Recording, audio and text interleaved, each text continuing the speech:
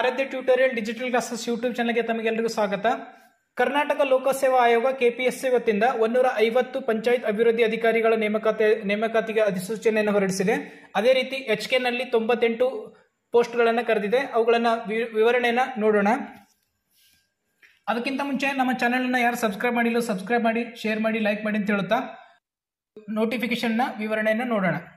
ದಿನಾಂಕ 15/3/2024 ಈ ನೋಟಿಫಿಕೇಶನ್ ಕಾಲ್ಫಾರ್ಮ್ ಮಾಡಿದೆ. ಪಂಚಾಯತ್ ಅಭಿವೃದ್ಧಿ ಅಧಿಕಾರಿಗಳು 150 ಪೋಸ್ಟ್ಗಳಿವೆ. ಗ್ರೂಪ್ ಸಿ ಉಳಿಕೆ ಮೂಲ ವೃಂದದಲ್ಲಿ HK ನಲ್ಲಿ 98 ಇವೆ. ಇಲ್ಲಿ ನಾನ್ HK ನಲ್ಲಿ 150. ವೇತನ ಶ್ರೇಣಿ 37,900 ರಿಂದ 70,800 ವೇತನ ಶ್ರೇಣಿ ಏನಿದೆ. ಅರ್ಜಿ ಸಲ್ಲಿಸಲು ನಿಗದಿಪಡಿಸಿರುವ ಪ್ರಾರಂಭಿಕ ದಿನ 15/4/2024 ಅಂತಂದ್ರೆ ಏಪ್ರಿಲ್ 15ರಿಂದ ಅಪ್ಲಿಕೇಶನ್ಸ್ ಅನ್ನ ತಾವು ಹಾಕಬಹುದು. ಅರ್ಜಿ ಸಲ್ಲಿಸಲು ಕೊನೆಯ ದಿನಾಂಕ ಮೇ 15 ಆಗಿರ್ತದ. 1 ತಿಂಗಳು ಕಾಲಾವಕಾಶವನ್ನು ಕೊಟ್ಟಿದ್ದಾರೆ. ಈ ಸ್ಪರ್ಧಾತ್ಮಕ ಪರೀಕ್ಷೆ ಯಾವಾಗ ಅಂತಂದ್ರೆ ಇದ್ರ ಸ್ಪರ್ಧಾತ್ಮಕ ಪರೀಕ್ಷೆಯನ್ನ ತದನಂತರ ಆಯೋಗದ ವೆಬ್ಸೈಟ್ ನಲ್ಲಿ ಪ್ರಕಟಿಸಲಾಗುವುದು. ಕನಿಷ್ಠ ಒಂದು 2-3 ತಿಂಗಳ ನಂತರ ಪರೀಕ್ಷೆನೇ ಇರ್ತದ. ಮೇ ಬಿ ಈ ಪರೀಕ್ಷೆಯನ್ನ 2-3 ತಿಂಗಳಿನ ನಂತರ ಪರೀಕ್ಷೆಯನ್ನ ತಗೊಳ್ತಾರೆ. BA ಆದ ನಂತರ ಶೈಕ್ಷಣಿಕ ಅರ್ಹತೆಯನ್ನು ನೋಡೋಣ. ಶೈಕ್ಷಣಿಕ ಅರ್ಹತೆ ಏನೇನು ಕೇಳಿದಾರೆ ಅಂತ ಹೇಳೋದು. ಭಾರತದ ಕಾನೂನಿನನ್ವಯ ಸ್ಥಾಪಿತವಾದ ಅಂಗೀಕೃತ ವಿಶ್ವವಿದ್ಯಾಲಯದಿಂದ ಸ್ನಾತಕ ಪದವಿ ವಿದ್ಯಾರ್ಹತೆಯನ್ನ ಹೊಂದಿರತಕ್ಕದ್ದು ಅಂತಂದ್ರೆ ಇಲ್ಲಿ ಯಾವುದೇ ಯೂನಿವರ್ಸಿಟಿಯನ್ನು ಅಂಗೀಕೃತ ವಿಶ್ವವಿದ್ಯಾಲಯದಿಂದ ಎನಿ ಡಿಗ್ರಿಯನ್ನ ಪಡೆದಿರಬೇಕು. ಸ್ನಾತಕ ಪದವಿಯನ್ನು ಪಡೆದಿರುವಂತದ್ದು ಈ ಅಪ್ಲಿಕೇಶನ್ ಅಪ್ಲೈ ಮಾಡಬಹುದು. ಇಲ್ಲಿ ಅರ್ಜಿ ಸಲ್ಲಿಸುವ ಶುಲ್ಕ ಸಾಮಾನ್ಯ ಅಭ್ಯರ್ಥಿಗಳಿಗೆ 600 ರೂಪಾಯಿ ಇದೆ. ಪ್ರವರ್ಗ 2A 2B 3A 3B ಸೇರಿದ ಅಭ್ಯರ್ಥಿಗಳಿಗೆ 300. ಕ್ಯಾಟಗರಿ 2A 2B 3A ಮತ್ತು 3B ದವರಿಗೆ 300 ರೂಪಾಯಿ. ಮಾಜಿ ಸೈನಿಕ ಅಭ್ಯರ್ಥಿಗಳಿಗೆ 50 ರೂಪಾಯಿ ಮತ್ತು SC ST ಪರಿಶಿಷ್ಟ ಜಾತಿ ಮತ್ತು ಪರಿಶಿಷ್ಟ ಪಂಗಡ ವರ್ಗದವರಿಗೆ ಶುಲ್ಕದಲ್ಲಿ ವಿನಾಯಿತಿ ಇದೆ. ಯಾವುದೇ ರೀತಿ ಶುಲ್ಕವನ್ನಿಲ್ಲ. ಆಯ್ಕೆ ವಿಧಾನ ಕಡ್ಡಾಯ ಭಾಷೆ ಪರೀಕ್ಷೆ. ಕಡ್ಡಾಯ ಭಾಷೆ ಪರೀಕ್ಷೆ ಅಂದ್ರೆ ಕನ್ನಡ ಪರೀಕ್ಷೆ ತಗೊಳ್ತಾರೆ. ಇದು 150 ಅಂಕಗಳ ಕಡ್ಡಾಯ ಕನ್ನಡ ಪರೀಕ್ಷೆ ಇರ್ತದೆ. ಅದರಲ್ಲಿ 50 ಅಂಕಗಳನ್ನು ತಗೊಳ್ಳೋ ಮುಖಾಂತರ ತಾವು ತೇರ್ಗಡೆಯನ್ನು ಹೊಂದಿರಬೇಕು. SSLC ಮಟ್ಟದ ಪ್ರಥಮ ಭಾಷೆ ಕನ್ನಡ ಭಾಷೆ ಪ್ರಶ್ನೆಗಳನ್ನು ಇರ್ತವ. 150 ಅಂಕದಲ್ಲಿ ಮಿನಿಮಮ್ 50 ಅಂಕಗಳನ್ನು ತಗೊಳ್ಳೋ ಮುಖಾಂತರ ಈ ಪರೀಕ್ಷೆಯನ್ನು ತೇರ್ಗಡೆಯನ್ನು ಹೊಂದಿರಬೇಕು. ಈಗಾಗಲೇ 2022 ನವೆಂಬರ್ 29ರಿಂದ ಈ ಕಡೆ ನಡೆದಂತ ಪರೀಕ್ಷೆಯಲ್ಲಿ ತಾವು ಕಡ್ಡಾಯ ಕನ್ನಡ ಪರೀಕ್ಷೆಯನ್ನ ಪಾಸ್ ಆಗಿದ್ದಲ್ಲಿ, ಉತ್ತೀರ್ಣರಾಗಿದ್ದಲ್ಲಿ ಈ ಪರೀಕ್ಷೆಯನ್ನು ಕೊಡೋದು ನೆಸೆಸರಿ ಇಲ್ಲ. ತಮ್ಮ ಹತ್ರ ಸರ್ಟಿಫಿಕೇಟ್ ಇರಬೇಕು. ಆ ಸರ್ಟಿಫಿಕೇಟ್ ಅನ್ನ ನೋಟಿಫಿಕೇಶನ್ ಅಲ್ಲಿ ಅಪ್ಲೋಡ್ ಮಾಡಬೇಕಾಗ್ತದೆ. ಆ ಸರ್ಟಿಫಿಕೇಟ್ ಅನ್ನ ಇಟ್ಟಿದ್ದೀರಿ 2022 ನವೆಂಬರ್ 29ರಿಂದ ಇಲ್ಲಿವರೆಗೆ ತಮ್ಮ ಹತ್ರ ಒಂದು ಕಡ್ಡಾಯ ಕನ್ನಡ ಪರೀಕ್ಷೆಯನ್ನು ಪಾಸ್ ಆಗಿದ್ದಿರ್ಬೇಕು. KPSC ನಡೆಸಿದಂತ ಪರೀಕ್ಷೆಯಲ್ಲಿ ಉತ್ತೀರ್ಣರಾಗಿದ್ರೆ ಈ ಕಡ್ಡಾಯ ಕನ್ನಡ ಪರೀಕ್ಷೆಯನ್ನು ಕೊಡೋದು ನೆಸೆಸರಿ ಇಲ್ಲ. ಪರೀಕ್ಷೆ ವಿಧಾನ ಯಾವ ರೀತಿ ಇರ್ತದೆ? 100 ಅಂಕಗಳೊಂದಿಗೆ ಲಿಖಿತ ಪರೀಕ್ಷೆ ಒಳಗೊಂಡಿದ್ದು 2 ಪತ್ರಿಕೆಗಳು ಇರ್ತವೆ. 100 + 100 ಅನ್ನೋದು 2 ಪ್ರಶ್ನೆ ಪತ್ರಿಕೆ 1, ಪ್ರಶ್ನೆ ಪತ್ರಿಕೆ 2 ಪತ್ರಿಕೆಗಳನ್ನ ಇರ್ತವೆ. MCQ ಕ್ವಶನ್ಸ್ ಅನ್ನ ಇರ್ತವೆ, ಮಲ್ಟಿಪಲ್ ಚಾಯ್ಸ್ ಕ್ವಶನ್ಸ್ ಅನ್ನ. ಪ್ರತಿ ಸರಿಯಾದ ಉತ್ತರಕ್ಕೆ 1 ಅಂಕವನ್ನು ಇರ್ತದೆ. ನೆಗೆಟಿವ್ ಮಾರ್ಕ್ಸ್ ಗೆ 1/4 ಭಾಗದಷ್ಟು ಅಂತಂದ್ರೆ 0.25 ಮಾರ್ಕ್ಸ್ ಅನ್ನ ನೆಗೆಟಿವ್ ಇರ್ತದೆ. ತಪ್ಪಾದ ಉತ್ತರ ಒಂದ್ ವೇಳೆ 1 ಸರಿಯಾದ ಉತ್ತರ ಆಯ್ತು, 4 ತಪ್ಪಾಗಿದ್ರೆ 0 ಮಾರ್ಕ್ಸ್ ಬರ್ತವೆ.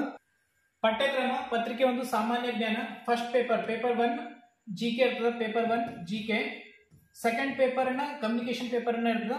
First paper GK, second paper communication. First paper 100 ಅಂಕಗಳು, ಕಾಲಾವಕಾಶ 1.5 ಗಂಟೆ ಅಂದ್ರೆ 90 ನಿಮಿಷ ಆಗಿರ್ತದೆ. ಅದರಲ್ಲಿ ಯಾವ ಭಾಗಗಳನ್ನು ಕೇಳಿದ್ದಾರೆ ಸಿಲೆಬಸ್ ಅನ್ನು ನೋಡೋಣ. ಪ್ರಚಲಿತ ಘಟನೆಗೆ ಸಂಬಂಧಿಸಿದ ವಿಷಯಗಳು ಸಾಮಾನ್ಯ ಜ್ಞಾನ.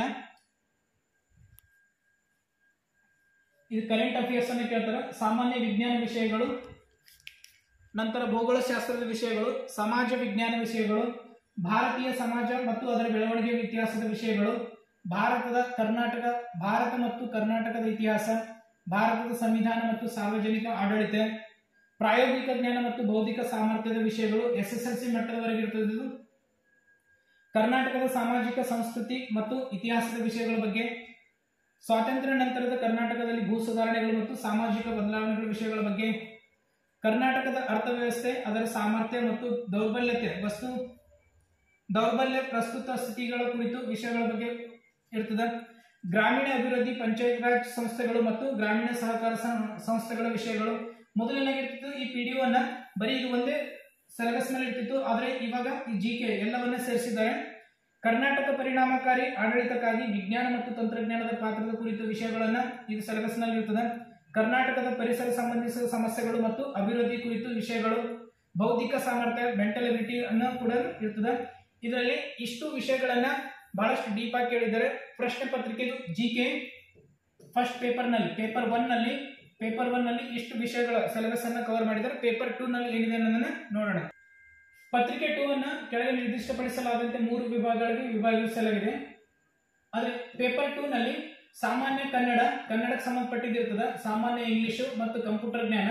ಇಲ್ಲಿ 30 ಅಂಕಗಳಿಗೆ ವಿಭಾಗಿಸಲಾಗಿದೆ. ಕಂಪ್ಯೂಟರ್ ಕ್ವಶನ್ಸ್ ಗಳನ್ನ 30 ಇರ್ತವೆ, ಇಂಗ್ಲಿಷ್ 35, ಕನ್ನಡ 35, ಒಟ್ಟು 100 ಅಂಕಗಳು. ಆದ್ರೆ ಕಾಲಾವಕಾಶವನ್ನ 2 ಗಂಟೆಯನ್ನು ಕೊಟ್ಟಿದ್ದಾರೆ. ಜಿಕೆ ನಲ್ಲಿ 1.5 ತಾಸು ಇರ್ತದೆ, ಇಲ್ಲಿ 2 ಗಂಟೆಯನ್ನು ಕೊಟ್ಟಿದ್ದಿರ್ತಾರೆ.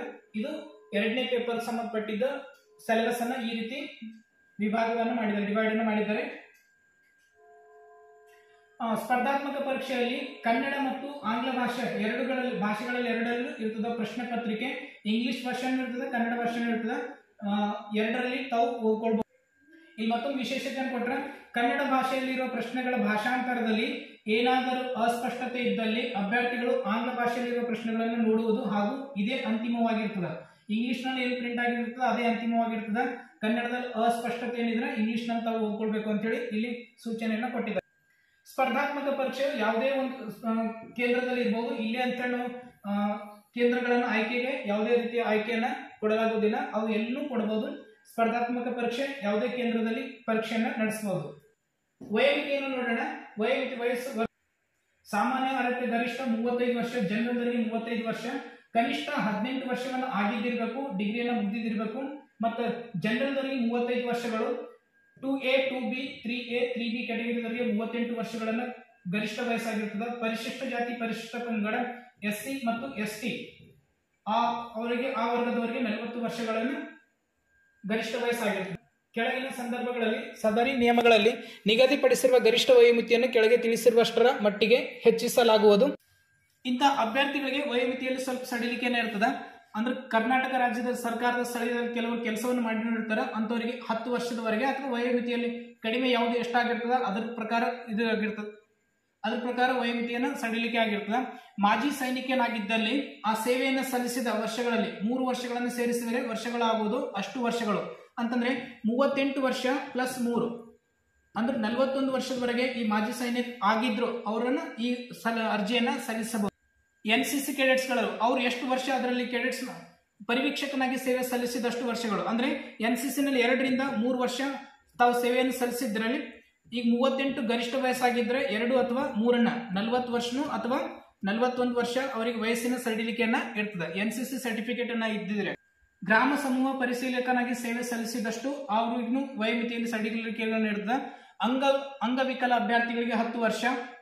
ಅದಾದ ನಂತರ ಕರ್ನಾಟಕ ರಾಜ್ಯದಲ್ಲಿರುವ ಭಾರತ ಸರ್ಕಾರದ ಜನಗಣತಿ ಸಂಸ್ಥೆಯಲ್ಲಿ ಈಗ ಹುದ್ದೆಯನ್ನು ಹೊಂದಿದ್ದರೆ ಅಥವಾ ಹಿಂದೆ ಹೊಂದಿದ್ದ ಅಭ್ಯರ್ಥಿಗಳಿಗೆ 5 ವರ್ಷಗಳನ್ನು ಅವಧಿಯನ್ನು ಸಡಿಲಿಕೆ ಇರ್ತದೆ.